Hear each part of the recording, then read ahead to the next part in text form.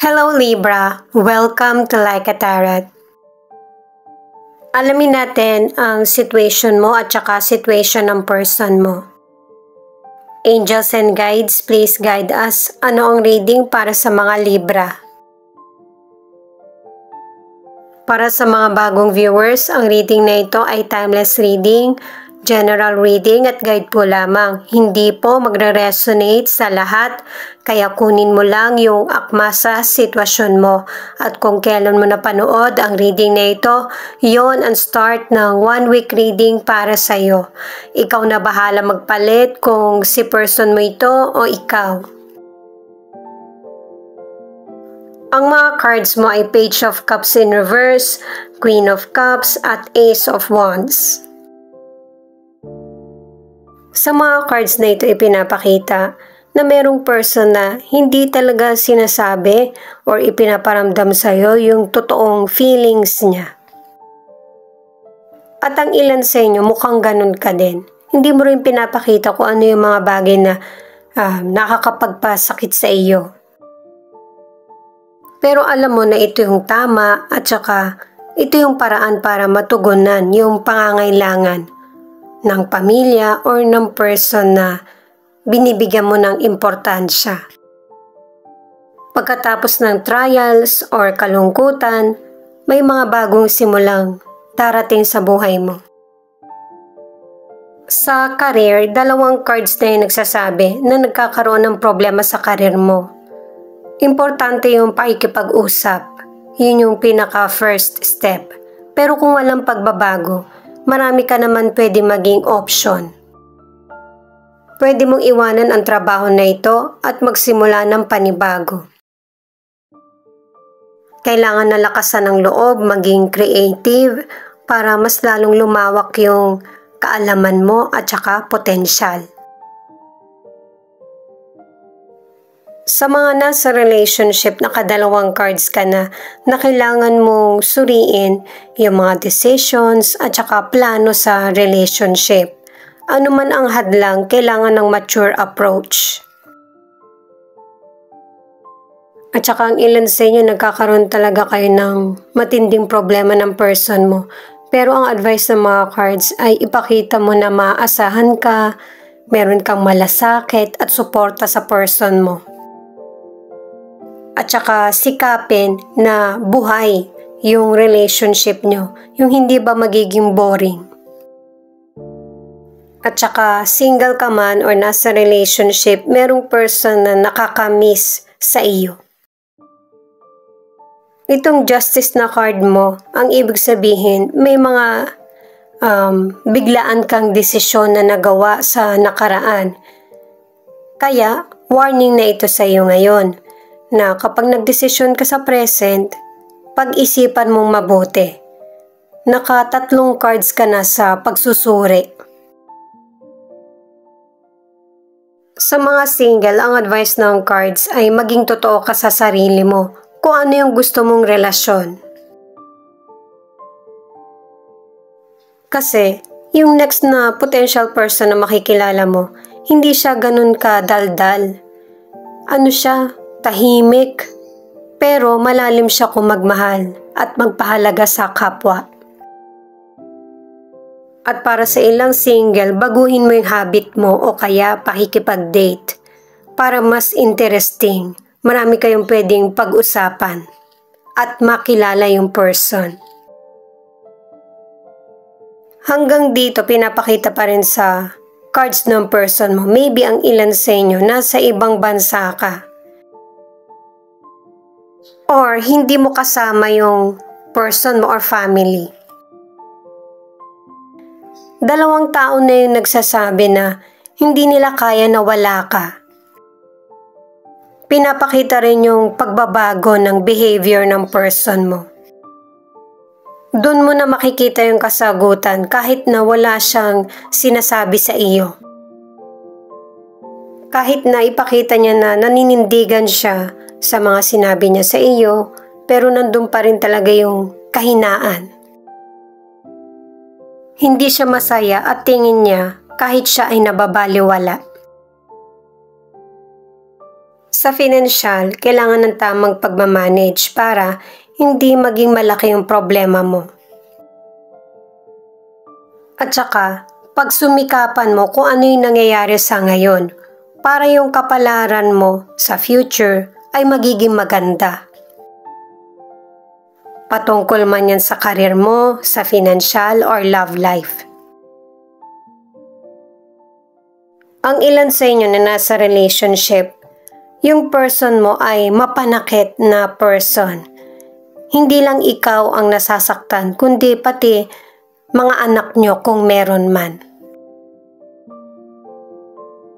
Dalawang cards na ang nagsasabi niyan na itong person mo ay may pagkamakasarili. Hindi niya iniintindi kung ano yung nararamdaman ng iba. Katulad nga na sinabi kanina, ang ilan sa inyo na nasa relationship, yung person mo, hindi niya kayang i-handle yung pag-uugali niya. Nakaapat na cards na. At saka, nabanggit ko na ba? Dalawang person ito yung namomroblema. Ang person mo at saka yung isa, may posibilidad na anak mo. Ang ilang single naman, may potential person na magpapakita sa'yo ng interest pero parang bula. Magpapakita ng interest tapos wala na naman. Matagal bago masundan yung pagkikita or pag-uusap. Kasi itong potential person na to, meron pa siyang ibang binibigyan ng interest. Ito yung additional card na Page of Swords. Itong person mo, pangatlong card na para sa pagmamanipula. Alam niya kung kailan iibahin ang topic. Lalo na sa relationship kung nagtatalo kayo. At saka meron kang malalaman na chismis o kaya balita o may person na mag-o-open ng totoong feelings niya sa iyo at ikakalungkot mo ito. At saka ang ilan sa inyo na nasa relationship, yung person mo meron siyang mental health problem. Meron din siyang takot na maabandon na or iwan. Para naman sa ilang single, ang advice ng cards, kailangan din ng pahinga sa paghahanap ng potential person. Gawin mo rin yung mga bagay na ikakasaya mo. Angel number 9. You are ready to let go of things that no longer serve you. Embrace the future.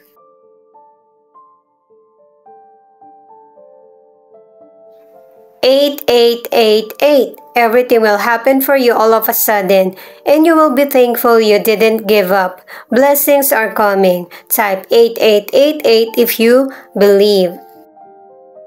Pangalawang card na yan para sa blessings. Kaya kailangan lakasan mo yung loob mo.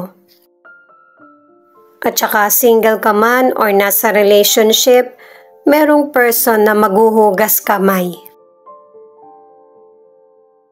Di ba nga may chismis o kaya nakita mo mismo, magme-message yung person dahil sa, syempre, nag-iisip siya. Yung maling akala na may isip mo na gusto niyang makontrol. Ito naman yung mystical card advice sa iyo. Itong cosmic power, ang ibig sabihin nito ay nasa tamang direksyon ka ng buhay mo. Magtiwala sa sarili at saka hindi mo kailangan magpanggap. Kasi kayang-kaya mo solusyonan yung problems mo. Itong good juju, ang ibig sabihin may abundance na paparating sa buhay mo. Pwedeng feeling o kaya patungkol sa financial or career. Ang ilan sa inyo magta-travel ka or magkikita-kita kayo ng person mo or family. Sa pagbabalik mo, ito yung magandang oportunidad sa family mo at saka o kaya sa person mo. na para maayos lahat ng problem at saka magkaroon ng clarity. Single ka man or nasa relationship. Merong person na makikipag-ayos at saka ang ilan sa inyo na nasa relationship magkakaroon ng wedding or engagement. Marami na kayong pinagdaanan ng person mo at ito yung pinakahihintay mo. Ito yung cards para sa solution. Ace of Cups, The Hangman, at King of Cups.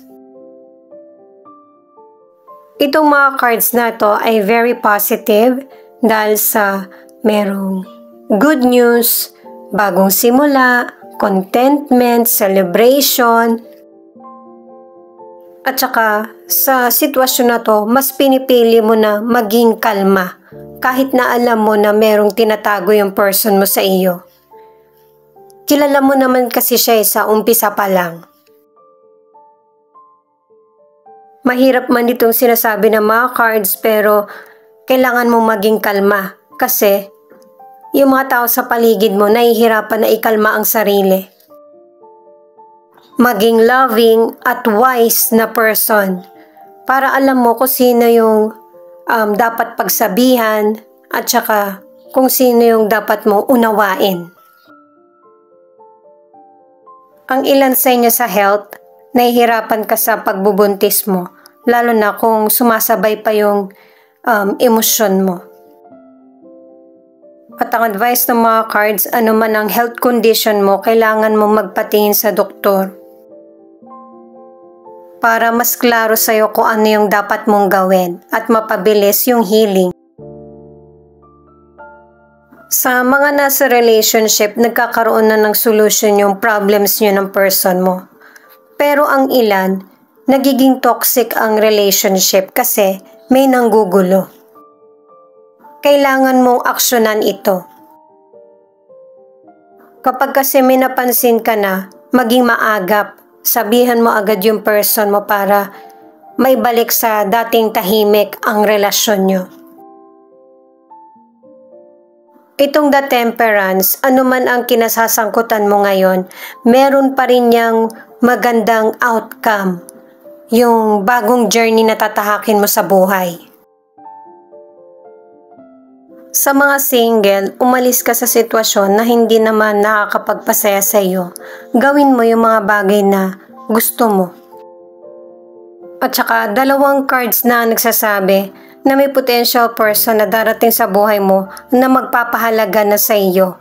Mapagkakatiwalaan siya at saka susuportahan ka. Itong Four of Wands, habang sinisikap mo na makamit ang tagumpay, ay marami kang taong makikilala na mas magbibigay sa iyo ng idea para mapabilis na makamit ang tagumpay. Itong Six of Cups, okay lang na magbago yung pananaw mo or kaisipan sa iba't ibang bagay para din naman ito sa ikakabuti mo at saka para mapunta ka sa tamang direksyon. At para hindi na rin maulit yung negative cycles. Itong Knight of Cups, kailangan simulan mo nang ma-realize na ang dapat mong i-manifest ay yung mga positibo. Kasi deserve mo na mas marami pang dumating na blessings at oportunidad.